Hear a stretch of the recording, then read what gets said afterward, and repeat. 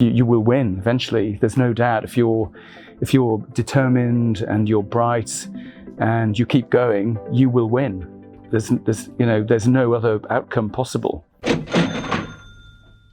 Hey guys, it's Matt Haycox here, and welcome to another episode of the Matt Haycox Show, where today we're doing an episode of Ultimate Mentors, where I get to meet with some of the world's most inspiring entrepreneurs, business owners, who've got fantastic nuggets of advice that they always teach us and allow us to take home with us. Now, if you're watching the video version of this, you may wonder what's on the table, and I've got some fantastic chocolate treats, because I've got Angus Thirlwell, the founder and CEO of Hotel Chocolat, with me. Now, even if you've never eaten the chocolate, I'm sure most of you have heard of the brand, and if you haven't, you're going to love Angus's inspiring entrepreneurial story. We're going to talk about brand building, we're going to talk about building a business, we're going to talk about following your passion. So it's an absolute pleasure to have you here, Angus. And just a couple of stats before we start, which I've found in our research, which is phenomenal. I mean, the business started as an idea to sell confectionery chocolate between two friends in the early 90s, and as we all know, it's a multinational powerhouse now with 127 stores, a London restaurant, and you own your own 140-acre sustainable cocoa farm in Saint Lucia. So hell of a journey, hell of a story. Yeah, we're having a bit of an adventure, you could say that. And the really exciting thing is we're only into probably chapter 2 of 10 chapters that I want to get involved in, and my business partner Peter the same. So we've got a long way to go, and we're really still hungry for it. Well, look, before we talk about the chapters of Hotel Chocolat, let's talk about the earlier chapters of your life, because I guess one thing that many people probably won't know is that you actually come from a long line of entrepreneurial family. Your grandfather, your father. I mean, I guess tell me a bit about growing up in that entrepreneurial world, and do you think that made you who you are today? Do you think it was a help, a motivator? For sure. I mean, I'm undoubtedly very lucky to have grown up in a sort of family environment where my dad, who was one of the very early directors of Mr. Whippy ice cream, and then went on to found Prontoprint, which was a kind of quick printing business before desktop publishing came out, and built that into a really big business. So he used to come home and regale us with stories of what had gone on, and he just made business sound really exciting, and I could feel the energy coming off him and the fun. How old are you at this point? This is when I was sort of from the age of about 9, 10, all the way through to late teens, and I suppose mid-teens. And after I got to mid-teens, I stopped listening to him, which was a big mistake. And then I started listening to him again 10 years later when I came to my senses again. I mean, did you know? Obviously, you loved it. You loved listening to the entrepreneurial stories and the entrepreneurial life. I mean, did you always know from that early age that you were going to be an entrepreneur? That that you wanted to work in business? I think so. Yes. When I was at school, we went to a boarding school in North Yorkshire, and I just found opportunities to sort of do things like running the Film Society as a commercial enterprise, and we made so much money that we had to go and launder the money in the local market town, which is the now famous Barnard Castle, and selling toast to the kids in my dormitory and all that type of thing. So that really, I suppose, vindicated that business was everywhere, opportunities were everywhere, and it was huge fun. And we've got a title for the podcast, haven't we? From money launderer to chocolate powerhouse. and I guess, talking of chocolate, then, I mean, were you always a chocolate fan from your childhood? I think so. When we lived in Barbados, when I was a kid, we found ourselves there because my dad sold out of Mr. Whippy when it was taken over by Northern Foods. And they gave him an assignment to go and turn around an ice cream company in the Caribbean. So we all jumped on a banana boat and went over and stayed there for about 7 years. And we used to have a drink called cocoa tea, which is quite well known in the Caribbean. It's a bit like hot chocolate, but a bit more elemental. And that got me into the taste. We also had imported American chocolate as well, which I must admit, when I was a child, I used to eat some of it, But the cocoa tea sort of balanced it, because that's made from pure cacao and boiled up in a pan, and showed me both sides of what was possible. And what about the actual, I guess, living in another country, being uprooted and taking them? Was it something? Did you find it hard to adjust? Do you think it's obviously had some kind of bearing on where you are today? But do you think it's had a positive formation on what happened in your future life? Yeah, I think it's great for anybody to fill their lives with as much rich experience as they can, and that helps with staying open-minded, which then leads to not missing opportunities when they, sail past you.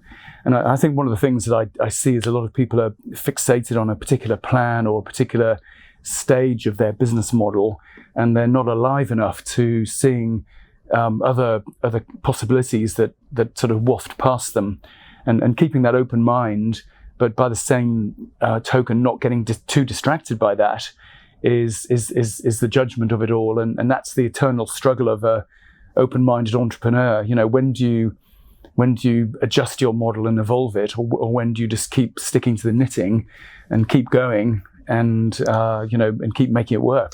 I think it's that balance, isn't it, of having of never ever giving up until it's right to give up. That's right. And you've got to have almost, two completely conflicting viewpoints and skill, because, I guess, it's like the old picture of digging for gold, where, you see two pitches next to each other, and the guys just drop the pickaxe, like 1 inch too far and gone home. But then in the same token, you've got to just understand when you're flogging a dead horse and it's time to walk away, and not be ashamed, and don't let ego and other people's opinions get in the way, and time to move on to opportunity number 2. Yeah, exactly. And I think it's not being sort of ashamed or being an apologist for just dropping things, and ideally drop them before they become too involved or other people are too involved with them. But that sort of early triage of what you're looking at, I think, is really important, and people around me are always surprised at how quickly I'm prepared to drop things. So I was, super passionate about something and obsessed about it, and then I've found that it actually wasn't going to take us where I wanted us to go, and then I've just dropped it in a heartbeat. And people are always astonished that I'm so committed to some things, but so prepared to drop others. Well, talking of things that you dropped, you and I have a story in common, that we both dropped out of university against our parents' wishes. I lasted 6 weeks. I'm not sure about yourself, but was that a hard decision for you to make? And was it problematic within the family at the time? I was initially problematic because I was going to be the first person in our family to get a degree. For I don't know, since records have begun. What were you studying? I was studying French and economics, and I managed to hold it all together without doing any work for a couple of years, and then just as it was all beginning to sort of get found out how little work I'd been doing, I was lucky enough to be offered, because I was studying French and economics, I could spend a year in France. And I got a job with a French company, a little high-tech company, instead of continuing to study. And I always knew that I'd left a complete disaster behind at Sheffield University, and I didn't know how I was going to dig myself out of that hole. But this job I got was so good that they wanted me to continue. So I ended up spending 2 years in France, and got promoted inside this French company. And had to break the news to my dad, but he was really quite supportive and helped negotiate the right package for me, because he came over and wanted to talk to the boss of this electronics company, and he negotiated free flights for my girlfriend, now my wife, Libby, to come and see me in France every other fortnight. And I got a company car out of his visit, and I got promoted to export director. So all because of my dad coming over, and they didn't want me to go back to university. So I stuck it out for another 2 years, and then fell out spectacularly with the boss. And he sort of shouted at me in French, you'll either end up, you drive me mad, Angus, you'll either end up running your own company or go to prison. You've got me worried now that I've got my staff watching and listening to this at home, and I'm going to be getting phone calls on Monday morning from their parents trying to negotiate all kinds of perks. But I guess when you made the leap, obviously your dad helped you in the end, and the relationship continued. But when you made that step, how did you know it was the right time for you to leave uni and make the leap into that job? I mean, a lot of my audience often contact me and talk about the fact that they're in a job that they're not happy with, and they'd like to go self-employed, or they'd like to explore other opportunities. But there's always some kind of fear, sometimes excuse of why they can't make the leap. I mean, were you just a gung-ho kid who didn't like uni, or was there more of a thought-out plan? I think, yeah. I mean, I think people who are younger tend to be more gung-ho, and as people get older, they become more risk-averse. So I think, Matt, it's much harder for people to make that leap the longer the clock ticks by. And when people have got mortgages and dependents and things like that, they tend to overthink it quite often, and in the majority of cases end up doing nothing. And then, they're regretting it. Regret it afterwards. So even, obviously it's never too late. And, life's about living your life and your adventure, and having the most rewarding and fulfilling existence you can. But the advice I would always give to young people is, take the risks early and get stuck in. And, there's no such thing as a permanent disaster in business. It's pick yourself up. You've learned a huge amount. You're going to be better, and just keep going and be relentless, and you will win eventually. There's no doubt. If you're determined and you're bright and you keep going, you will win. There's no other outcome possible.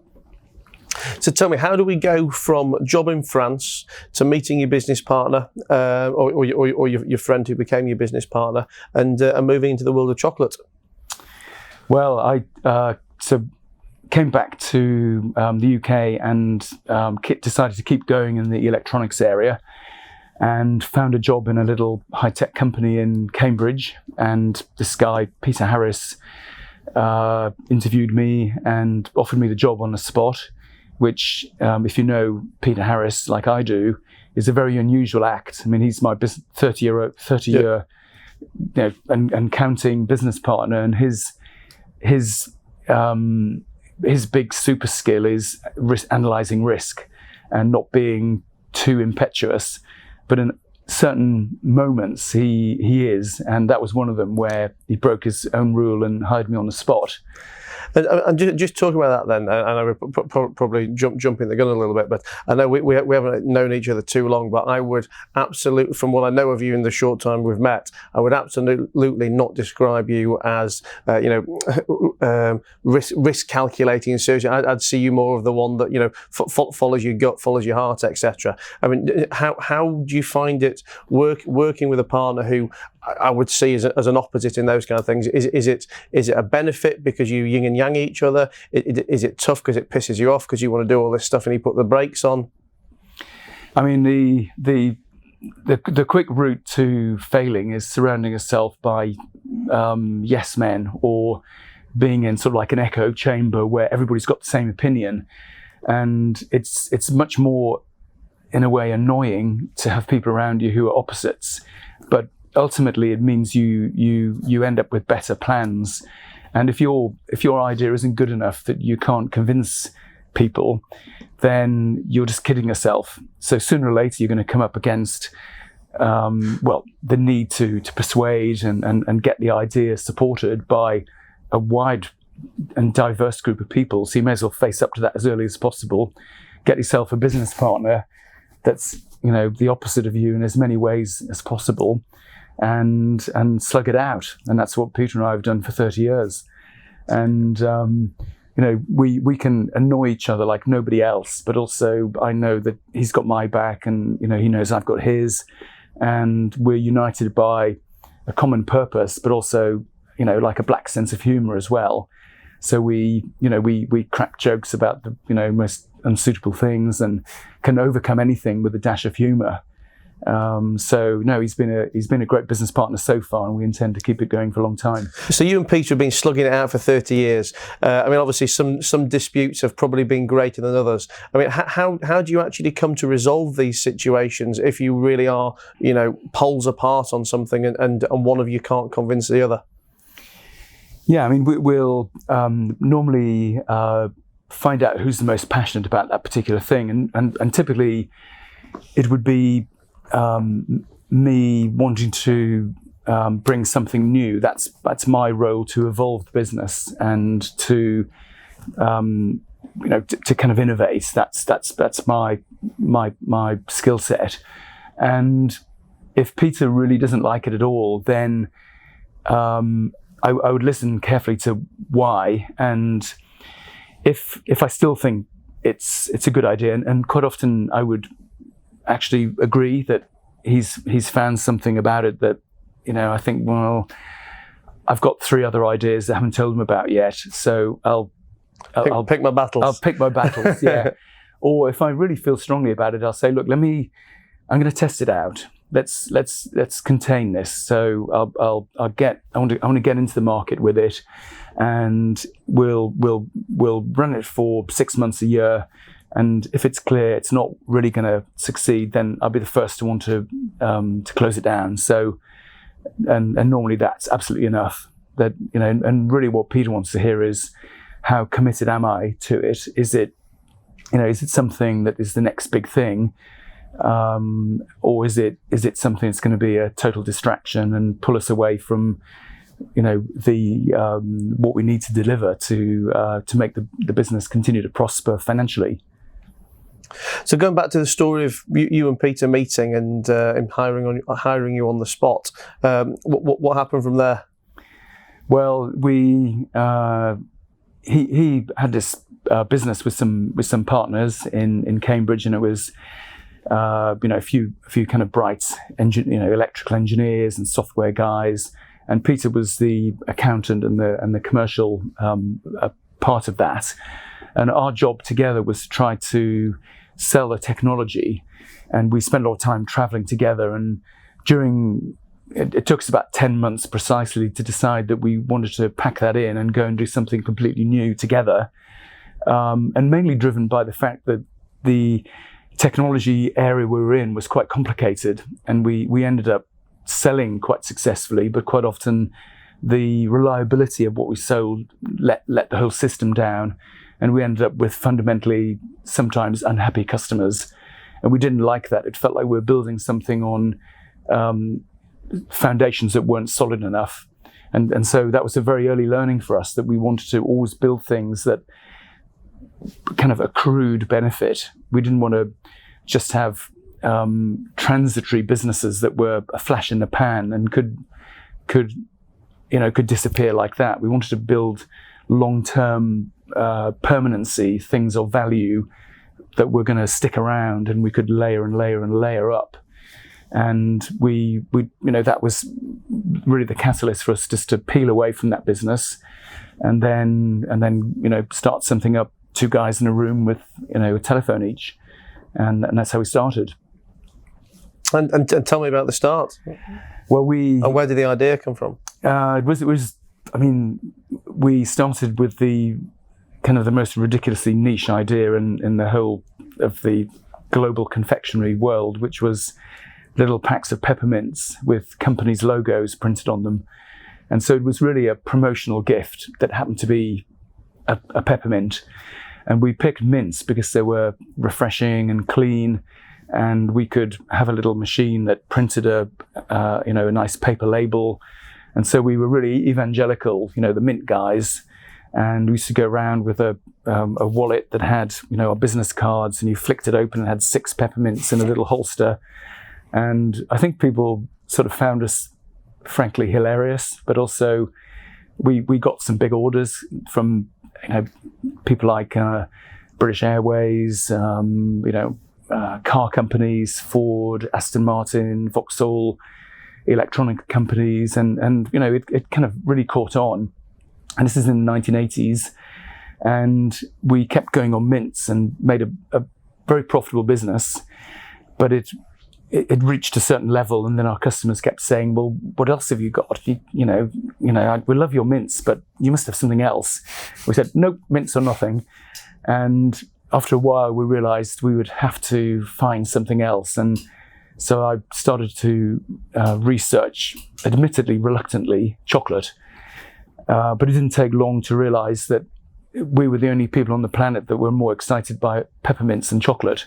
Everybody else I mentioned chocolate to got a kind of gleam in their eye immediately, and was sort of excited. And I thought, wow, this is a very powerful word, and it seems people want to really know about it, want to taste it. And it didn't take long for us to kind of shift over and effectively become more chocolatey than pepperminty. And then after a while, we just dropped the peppermints and were totally sucked into the world of chocolate, and that's continuing. I mean, we just get more and more obsessed about it the more we go on. And back then, the brand was Choc Express.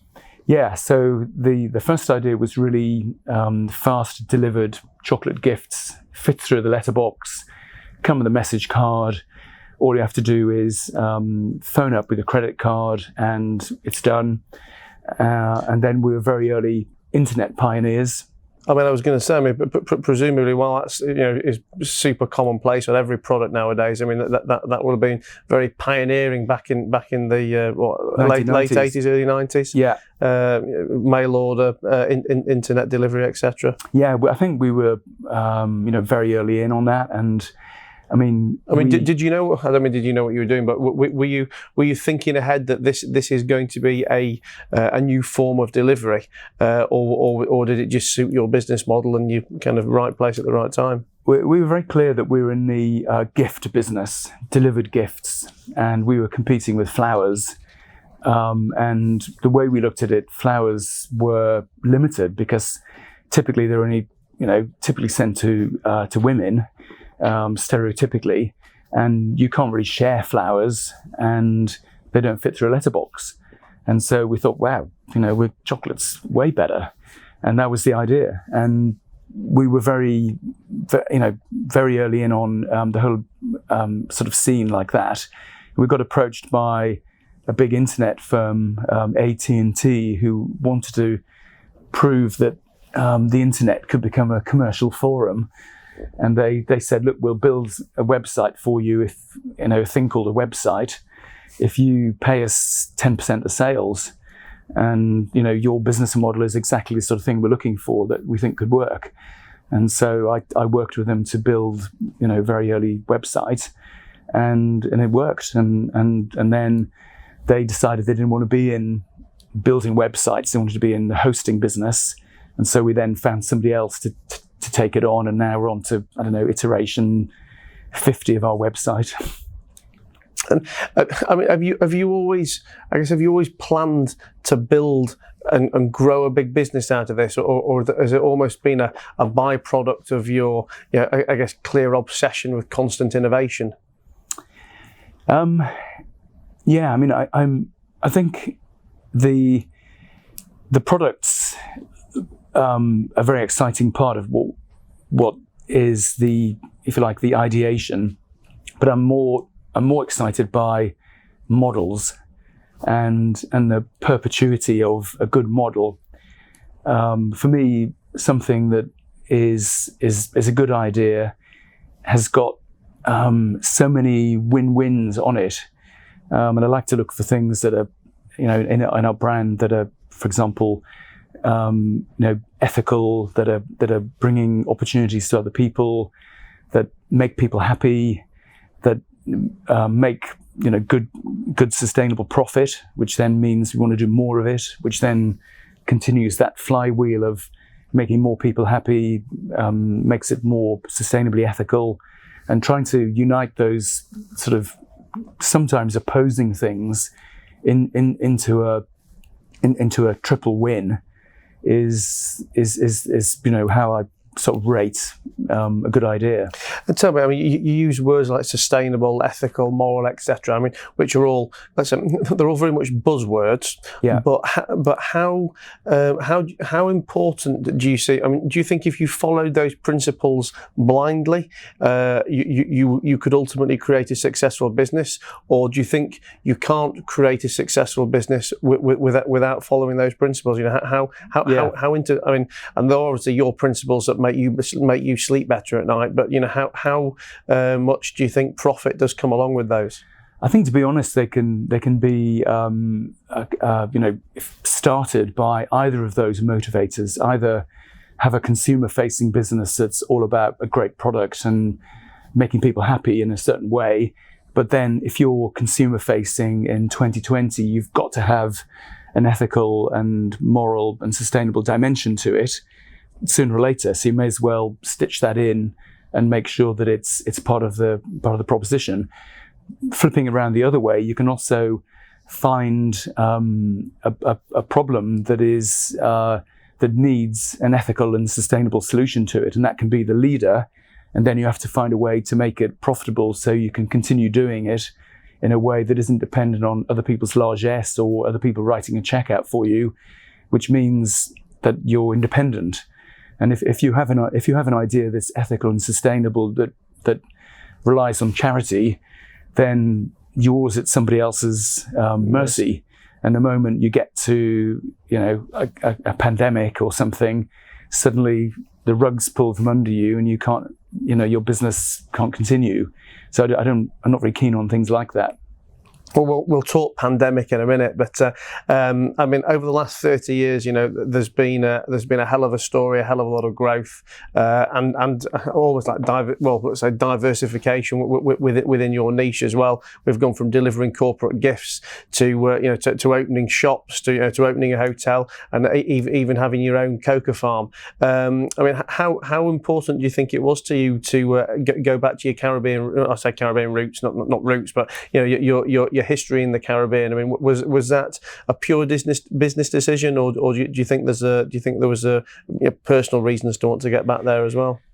I think it was a bit of a combination of things, but it was the biggest driver was business and brand, and the way it happened was one of those business serendipity moments. We had a subscription element we still have to our business called the Chocolate Tasting Club, and one of my subscribers who had never met before, a really nice lady, sent me this old book in a post and just said, I was going to chuck it in a bin. I was tidying my husband's study out because he was retiring. I thought you'd like it. And I opened it, and I was on the way to go and see my dad in Barbados, and so I thought, I'll take it with me and read it with him. And the book was about growing cocoa in the 1920s, so 100 years ago, and being a chocolate business 100 years ago as well. And it was an old cloth book and looked great. So I was there in the Caribbean, and this book was all about English, British chocolate brands and their connection with growing cocoa in the Caribbean 100 years ago. And when I was reading this book, I thought, bloody hell, 100 years ago, it was much more connected, and agriculture played a bigger role in the final luxury product than it does today. It's actually got worse. The cocoa growers are completely out of the scene. Nobody ever gets to hear about them.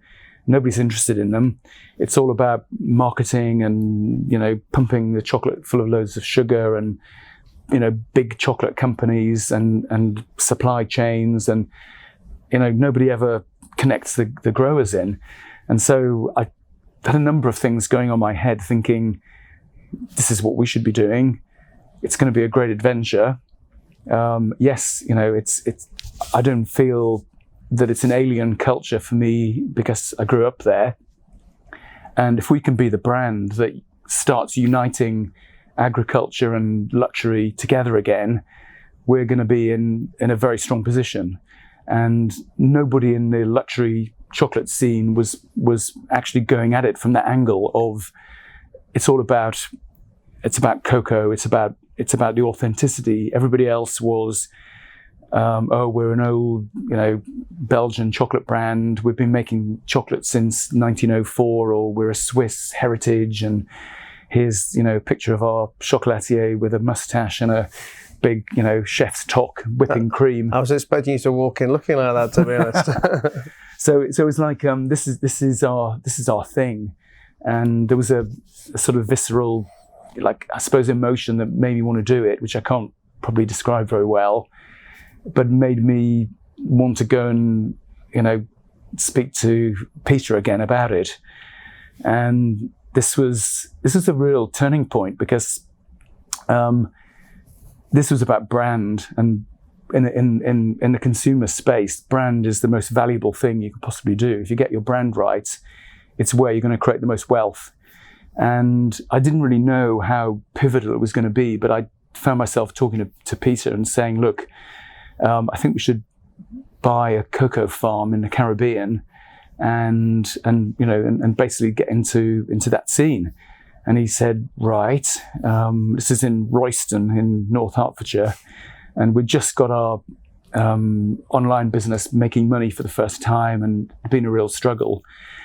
And to give Peter his due, he didn't sort of laugh openly or anything, but he sort of said, well, okay, I sort of get it. But anyway, start researching. Yeah, sure. But just please don't find anywhere too soon. I mean, just have a look. Anyway, I found somewhere quite soon.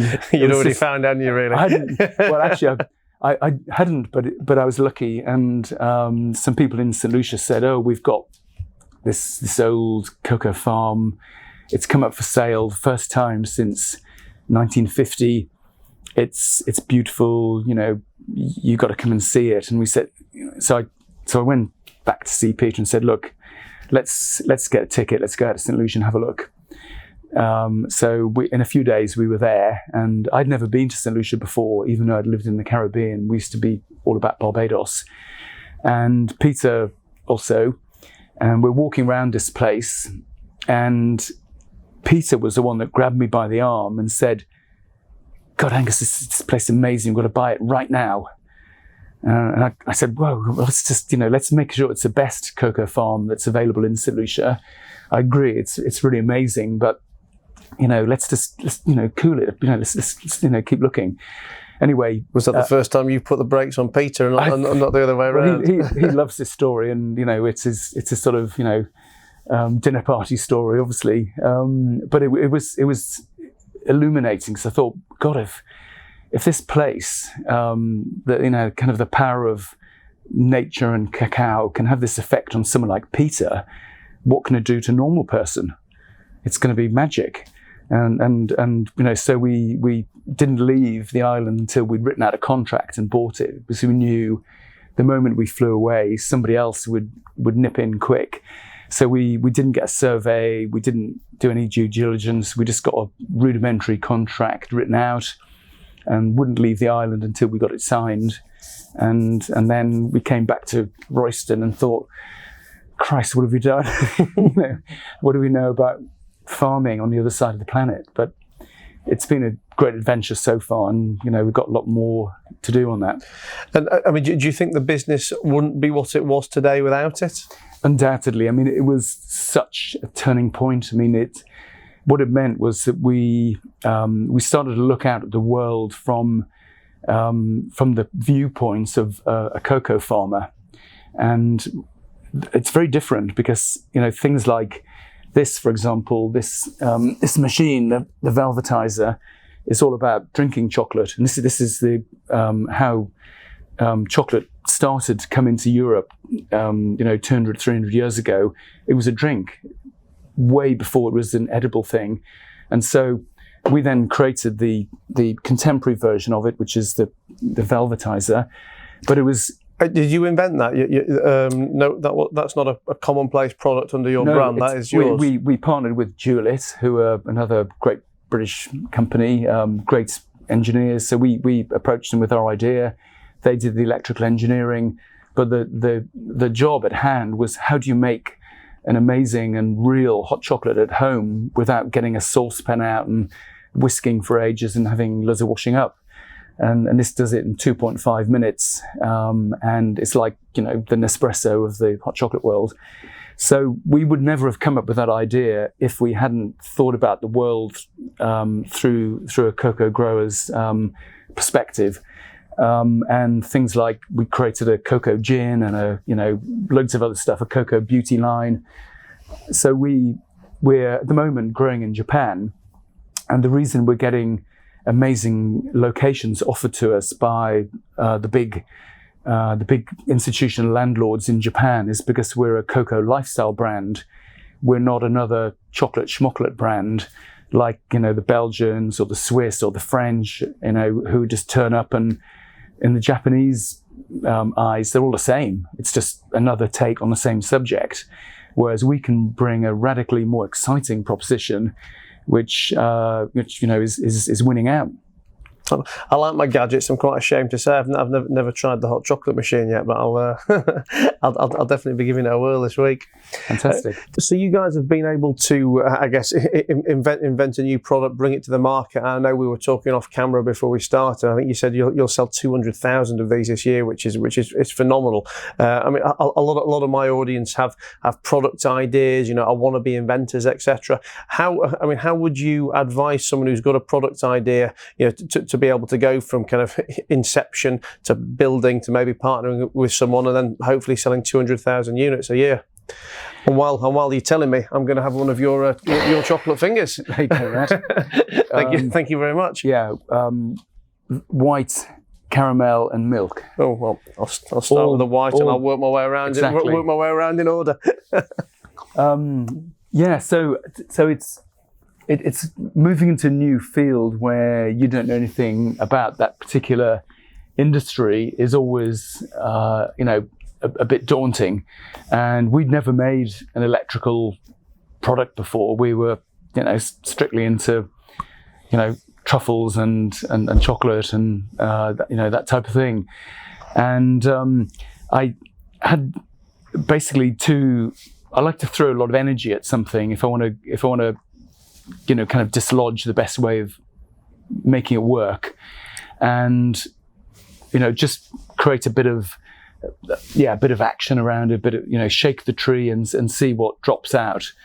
And just doing desk research is never going to lead you to the optimum thing. In my book, you need to do desk research for sure, find out who's in the industry, and go about it in a very research-driven way, but also align against that a more, I suppose, luck-based way of going about it, which is racking your brains for contacts that you've got and people that and trying to ask lots of questions and try and chase it down that way, and then ideally have competing solutions that are developing, and then at a certain point pick the best one.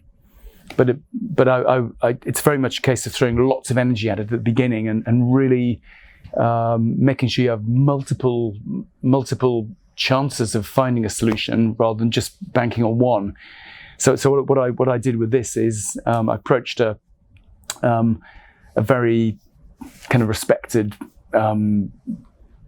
design company that could make an electrical product for us, and spent an initial chunk of money to research it and then scope how they would go about it. And it was sort of like eye-wateringly expensive to go beyond that. And but the piece of luck came in because one of our guys came back from visiting an exhibition and said that he had this business card, and it was the managing director of Juliet. And I looked at it and I thought, oh God, yes, of course. And called him up straight away, and he was keen to have a chat. And then we found we had the most amazing chemistry. He's Leslie Gort Barton is sort of like maverick engineer with sort of like a slightly I don't know, he has a glint in his eye, like he could be capable of anything, and gets excited by new things and things that, you know, could be big.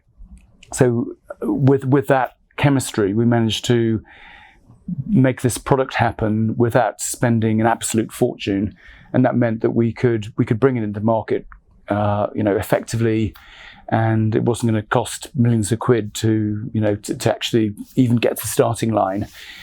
So I think wrapping all that up and summarizing, the key thing is trying to get multiple solutions, and also having some sort of pragmatic and sort of bootstrapped solutions, as well as an orthodox one where you just go through and just, you know, the gears as if you were like a big company with loads of money. I'm not very keen on those ones. I'd rather find another way through. Well, I would imagine, I mean, purely from a layman's perspective, I would imagine that often, you know, the pragmatic solutions are infinitely more important than the fancy solutions. I'm sure a lot of the time inventors want to, you know, effectively, you know, reinvent the wheel. But, you know, all I care about as a customer is that's going to make me some hot chocolate in 2.5 minutes. I don't give a shit what's going on in the background. And, you know, I guess I'm sure many inventors try to come up with far too technical, fancy processes that impress them and their inventor mates, and ultimately make things unworkable. Yeah, exactly. And it's a classic of, you know, a solution looking for a problem, and you know, that I see a lot of times. You know, I get probably the same as you, Matt. I get approached by lots of people with ideas, and sadly, a lot of them are in that camp. You know, they've found a solution, but they don't know what the problem is, and sometimes, you know, people like you and me can help by hooking it into where the problem is, but sometimes you just got to accept, look, there's no problem there, or it's not a big enough problem. And then also mission creep. You know, you start inventing something and then you can't stop. You just want to get every single element of it unique, whereas it might be better just to, you know, buy in some of the componentry and stay clear about what is the big idea, why is this going to excite people, and the most important thing is to bring it to the market quickly, and then have a Mark 1, a Mark 2 and a Mark 3 version waiting, but don't bring out the Mark 3 if it's going to take you 15 years to get to the starting line. It's interesting what you say about not feeling you've got to invent every piece of the puzzle. And I guess you know, the perfect example we'd all know of that would be I think Apple using Samsung parts or whatever it is. You know, Samsung screens or somebody else's chips. You know, inventing what you need to invent, but concentrating on what you're good at, and don't let the process get too complicated down the line. Yeah, I think collaboration is a great thing, to be outward looking and finding ways that you can, once you've got, you know, a brand and you've got momentum, you know, in your lifetime, you can't take the business to where you want it to get to by yourself. You have to bring an army of other people in with you, and those are direct employees who become part of your kind of family. And also other businesses that bring expertise and their own invested capital and capabilities and distribution networks. And that means you can skip a few gears and really get things going much faster. So you don't want to lose control, but on the other hand, you want to help bring their muscle and their firepower under your mission, and you can really accelerate.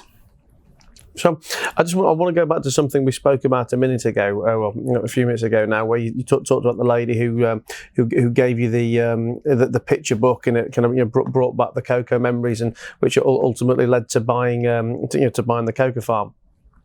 I guess, you know, when you talk to successful people, you know, they've always got, you know, many stories of serendipity, if that's the right word, you know, where, you know, I guess if this didn't happen, you know, would the following have happened? Have you got any more, let's say, sliding door moments in your career or in the journey of Hotel Chocolat where, you know, it could have gone this one way or the other? And also, I guess, you know, flipping that on its head a bit as well. What about regrets of things that you haven't done? Yeah, so the sliding doors moments. Yeah, I think the I think one of them is probably Japan. And if I trace that right back, when we were preparing to float the business, actually I should probably just have a little aside of explaining why floating a third of the business made sense for us. That might be interesting to people. Yeah.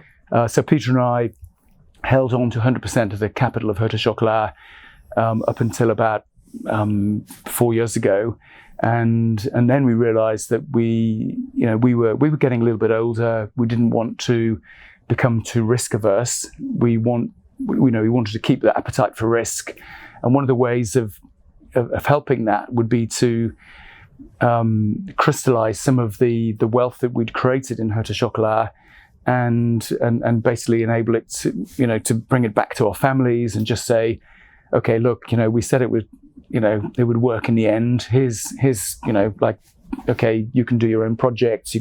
Let's get a new kitchen, and then we can roll the dice again and take some more risks in the business and really keep pushing on it. So we did that, and we still have 2/3 of the business, and now we've got a third with some very interesting investors on the AIM market. But we needed to find a chairman, and I was adamant I didn't want to get a traditional port sozzled city grandee who would just sort of turn up at board meetings and be a tick box merchant. I wanted somebody who'd really be a believer and bring something extra. And I remembered that I had a contact who I'd really always admired, who was the CEO of Lush, Andrew Geary, and he had built up the business with his partner Mark Constantine for 30 years, 25 years at Lush, and built it into really successful international UK brand. And I thought he'd be perfect because I just read that he'd left Lush. So I reached out to him, and he was keen. And so Andrew joined us, and he kept whispering in my ear the whole time that Hotel Chocolat would be, would fit in so well in Japan. And I'd never been to Japan. And gradually, that whisper, found its way into the front of my mind, and I just thought, right, we've got to do something about this. And we're lucky enough to, through contacts, find Chris Horrobin, who's become our CEO partner in Japan. And so those two things together created, if you like, the possibility of starting up in Japan in a market that we had collective ignorance about, knew nothing. But a combination of Andrew and Chris together enabled us to make a really good start. And now it's going to be the next big thing. We're going to have a bigger business in Japan than everything else that we've built so far in the next few years. Amazing. And that's our ambition, yeah. And just talk about being a PLC then as well. I mean, obviously you yourself and your business is clearly a very, very entrepreneurial business. And I guess the perception of the city would be it is almost like the antithesis of entrepreneurialism. I mean, how have you found it? Has it ever tried to stifle you in any way? I guess you guys have still got the majority of the business, so you can kick them out the boardroom when you get irritated. But in all seriousness, has there been conflicts? To be honest, no. I mean, I think you get the investors that you deserve. And when we were presenting what our plan was, we were very clear about the evolutionary nature of our brand, and that was not going to stop just because we'd floated. We were going to continue to evolve, and sort of buckle up for the ride, basically, in the nicest possible way. This is going to continue to be, a business adventure, but the value of the business resides in the brand, and so finding investors who believed in the power of the Hotel Chocolat brand and what it stood for, and how that was going to make us the global leader in direct to consumer chocolate was what we tried to do. And we've got people like that. These are very clever analysts of the best businesses on the planet, who go through their offices and show them business plans that are looking for them to be, to support. So getting that caliber of investor on board is free consultancy for us. So whenever we talk to them, I always feel that their expectations are actually, if anything, slightly ahead of where we are right now. And it's always a sort of judgment thing of how much we dare talk about, because once you mention it gets stitched into their business, into their model straight away, and already doing future cash flow analysis and all that type of thing. So there's a difference between a heart and a head with our investor supporters. They want to know that we've got a big plan and we're determined to carry it out. But also they need to see the returns. They need to see that we're running the business in a sustainably profitable way that is going to take us to where we need to get to. So keeping those things in, as always, in what we talked about, is balance.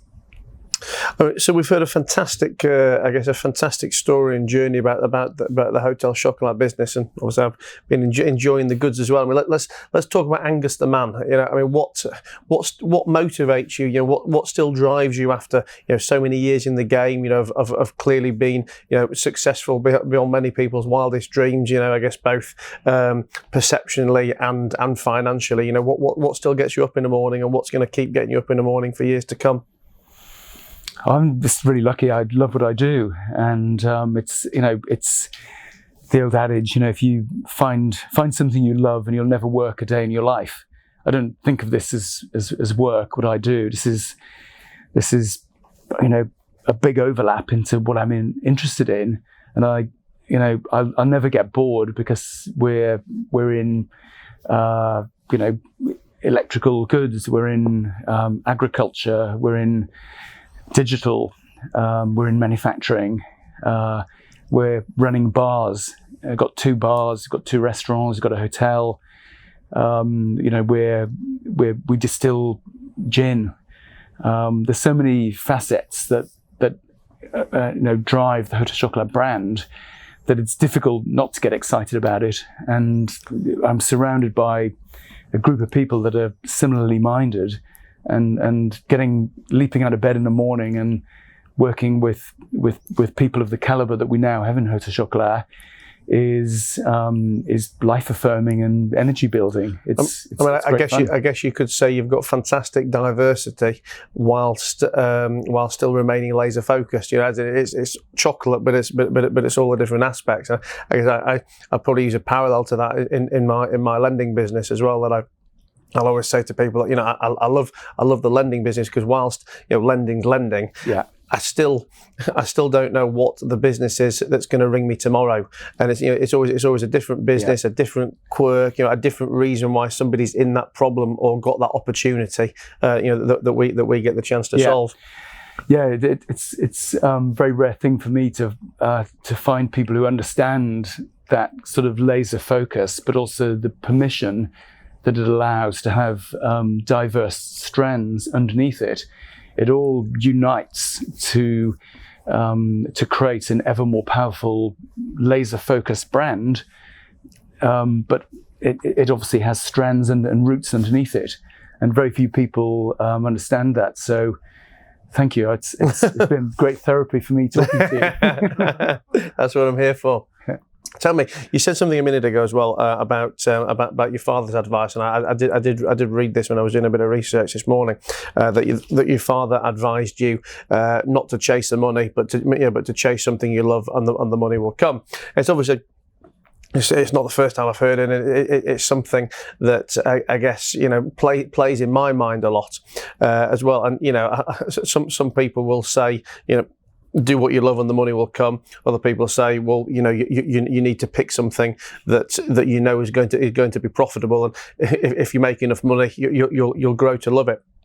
For me, there is a balance in there, because there's so many things, that you can love that ultimately, you're naive if you ever think you're going to make any money out of them. And I've done that. I have businesses that I'm involved in that I love them, but they don't make any money. And some of those I've probably done maybe naively. Others I do for synergistic benefits. But I think it's maybe a bit glib or an over exaggeration to say, do what you love and the money will come. There's got to be some ultimate commercial focus in there. I mean, what's your view on that? Yeah, no, I think human beings are complex, right? And there's many ways of getting to a happy and fulfilled life. Some people work to live, and they love what they do in their outside life. They love homeschooling their children, or building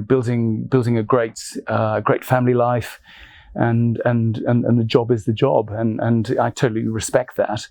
And other people are complete idealists, and they're going to be, have serial disappointments until they find the idealistic concept that actually maybe by accident starts working. But it's just really finding your own path to being in control of your own destiny, which I suppose gives you choice. If you put yourself in somebody else's thrall, and you then lose control of your idea or your life, that's not a good place. If there's a conflict in what they want to do with your business, your life, when they've got control of it compared to you. So I think keeping control and keeping your hand on the tiller is one of the keys to happiness. And even if you run the ship aground, it's you did it, rather than you've got some private equity money in too early, and you haven't been told what to do. And then suddenly you find yourself where you've suddenly gone from being the visionary, the ideas person, into being the doer, because they've taken over and they've decided that the business is now going to be doing this, and your plans to keep evolving it have to stop. So we've had obviously multiple approaches in our history from private equity companies, and they're very bright people, and they can really get the most out of a business, but they don't tend to want to see it evolve. They want to optimize it in the moment, and that moment might be 3 years, which is not very long time span when when it's a life play. You're building something that, as an entrepreneur, it's a chocolate legacy. Yeah, you want to build something that you're in control of when you stop doing it. I mean, my dad's in his 80s, and he's still very excited about business, and loves what he does, and nobody's telling him to stop. He'll make that decision. I mean, speaking of your dad, I mean, obviously, you were fortunate to grow up in that entrepreneurial family, and probably got to learn many things at a young age, probably things you didn't even realise you were learning at the time that you'd apply further down the line. I mean, what are some things that you actually do wish you had the chance to learn sooner? There's maybe some lessons you didn't get to learn from your dad, and things that at 30, 40 years old, you thought, shit, I could have done with having a mentor on that. Yeah, I think one of the big things is getting impressive people into your business one way or another as early as you can, and that's what I'm really telling my kids who are trying to do their own thing. If you come across really impressive people, don't fixate on the job description that you've maybe got a vacancy for this, and they look like they're out here. Be prepared to be open-minded and just get great people into your company, and then everything will fit around that. And I think in the early years of building our business up, Peter and I, were a bit limited by our network, by the location we're in, and by how much we're prepared to spend, and we didn't really fish in the right pools enough. We are now. We've got the most astounding collection of talent around us, but I just wish I'd known that earlier. No, yeah. I mean, I did a post on social yesterday, just about recruitment, because we're recruiting a few things at the moment, and I mean, there is just, you can't put a price on the right talent. I mean, it obviously makes or breaks any business, but I think the ease it makes your life, having those right people around you. I mean, particularly someone like your position who wants to continue to be inventive and entrepreneurial and go out there and do all the things that that make your business what it is today. You can't be worrying about checking your emails, checking your phone for as this happened, right? Has the operational stuff happened, right? You've got to have that right team around you so that you can carry on and do the do the growth, do the crazy things, do what needs to be done to get another 30 years out of this. Yeah, and I'm seeing that really inspiring people are so capable. They may have say a finance background, but they can also take on running the human, the people team. They're people are not one-trick ponies. Good people aren't anyway. They can adapt, and sometimes having a different mindset on a particular discipline for a while is really illuminating, and then you can switch them around again. And I love doing that, just sort of seeing what somebody else brings to a different dimension of our business. So one thing we can't not talk about today, I guess, given the time that we're in, is for me the high street and the future of retail, the future of the high street. Again, to contextualise this for anyone listening or watching, we're recording this in September 2020. We're 7 months through the start of the pandemic, and the high street looks depressing. There's retailers dropping left, right, and centre. I'm not particularly bothered to get into the specifics of Hotel Chocolat's finances during this time, but more interested on your views as to do you still see growth in certain high streets? Do you see the retail climate changing for good, not for the good, but for good? Yeah, I think. There's a number of ways to answer this. One is if we look at Japan, landlords primarily have a shared approach to things. So the rent is turnover based.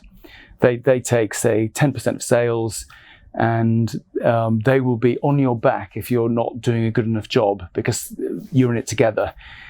In the UK, it's been very one-sided, upward only rent reviews, long leases, and that's really created the fragility in a way that a lot of businesses on the high street are set up. They don't have that flexibility. They don't have that support from the person who owns the asset that they're operating in, and the ownership of that asset is a long-term view, or should be, because property is long-termist. So I'd like to see a lot more partnership and a bigger move towards shared win and risk there. And whilst that ultimately has to go that way, because I think if nothing else, it's going to get forced that way from a tenant perspective. As sensible and kind of idealistic as it sounds, how realistic, or certainly realistic in the short to medium term, do you see that? Given the capital bases, debt structures of a lot of these property companies, that even if they agree with you, they simply can't do it. Yeah, that's right. There's a lot of friction in there to make it happen quickly, and I think it's just a question of navigating around it. And anything in property like that happens over a few years. But I mean, we've got a shared interest, property owners and operators, to get some life breathed into, particularly city centres and travel locations. And we're finding, many of the people we work with are really taking the right view and being enlightened about it, and other ones just are not in a position to do anything, and that's more difficult. But the fundamental need of humans to meet up, to spend time together, is not going to go away. So seeing through this is, you've got to say this is a temporary thing, and there are going to be great opportunities out there for the survivors and for the people who've been able to adapt their businesses. And if you take out the human cost of all this, which is obviously regrettable, and look at it just from a pure business point of view, if you're a new entrepreneur, or you're a challenger brand, or you're agile, it's actually full of opportunity. And that's the kind of mindset I think that people have got to get into. Getting into a more, I suppose, outward-looking and slightly more aggressive outlook, rather than being defensive. This has created fissures and changes that are not going to go away, and in those gaps, many clever businesses can move quickly. And I guess we started off talking about landlords in the retail sector, but everything you've said is comments and logic and mindset that anyone listening or watching to this should be thinking and applying to any business. Absolutely, Matt. Well, listen, Angus, it's been an absolute pleasure to have you here. I've got to ask you one final thing before we go, which obviously you're a connoisseur of chocolate, a global expert. I mean, when did you last have a dime bar? I think the thing is that my personal favourites that you are gonna you might be pulling me away with the white chocolate. Well, okay, so the chocolate lesson in life that I would recommend is look at the ingredients, and if sugar is the number one ingredient, then it's not really chocolate, and this applies to white, milk, or dark chocolate. What you're looking at is confectionery, and that's the same as sort of like a cake or a donut. But if you want chocolate, cocoa should always be the number one ingredient, and you can still be creamy, it can still be mellow, but then you're eating something that's going to make you feel great, get all the serotonin and the theobromine coursing around your veins, and you're going to feel great and happy. Fantastic. Well, listen, Angus, seriously, chocolate jokes aside, it's been fantastic to have you here. Guys at home watching and guys at home listening, I'm sure you've enjoyed listening to Angus's story, the story of Hotel Chocolat, and all the things that we've had to learn from this podcast. So thanks a lot for being here. Thank you. Great fun. And guys, if you've enjoyed this, please press like. If you don't already subscribe, make sure you subscribe to YouTube. Make sure you subscribe to the podcast, because you'll get to listen to loads of more stories from fantastic and inspiring entrepreneurs and global individuals like Angus. I'm going to nail the rest of this box of chocolates, and I will look forward to seeing you guys again soon.